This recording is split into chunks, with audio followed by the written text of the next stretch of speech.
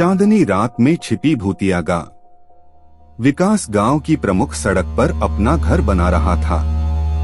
वह और उसकी पत्नी रचना खुश थे क्योंकि यह गांव उनके लिए अपने आप में एक स्वर्ग जैसा था। गांव में हर रात गांव के लोग एक साथ बैठकर गाने खेलने का आनंद लेते थे। एक रात जब चांदनी बिखरी हुई थी और गांव के लोग गाने गा रहे थे, तभी विकास ने एक भूतिया गांव के बारे में सुना।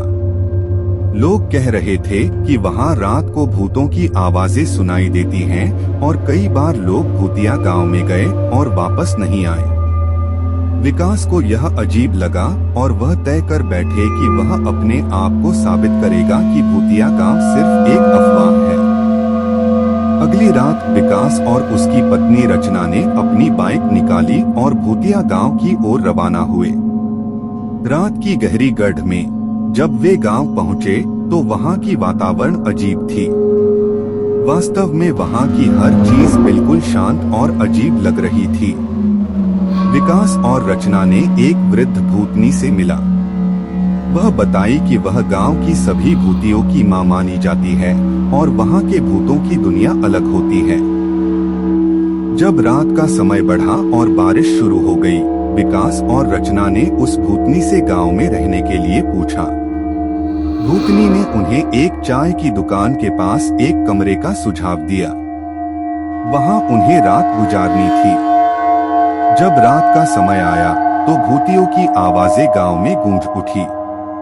विकास और रचना ने दरवाजा बंद किया और लौटने की बारी सोची, पर उस समय उन्होंने दरवाजे की ओर देखा और एक अद्भुत दृश्य देखा। भूतनी और उसके साथ कई और भूत उनके सामने खड़े थे। वह भूतनी के साथ अच्छी बात कर रहे थे और उसे आशीर्वाद दे रहे थे।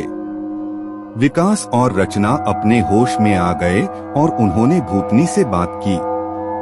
उसने बताया कि वह भूतों की राजधानी में रहती है और भूतों के साथ मिलकर गांव की समस्याओं को हल करने का प्रयास करती है। रात भर भूतों की आवाजें सुनाई दी, लेकिन उनका इससे कोई संबंध नहीं था। वे एक अद्भुत अनुभव के साथ गांव से लौटे और अब उन्हें पूरी तरह से भूतिया गांव पर विश्वास था। गांव में वापस आकर विकास और रचना ने अपने दोस्तों को भूतनी के बारे में बताया और उन्हें भी भूतिया गांव का अनुभव बताया। वे सभी हैरान थे, लेकिन विकास और रचना के अनुभव को मानते थे। इस कहानी से हमें यह सीख मिलता है कि अगर हम अपने आप को सच्चाई में मानते हैं और सही तरीके से अपनी जिंदगी को जीते हैं, तो हमारे पास हर चीज संभव है।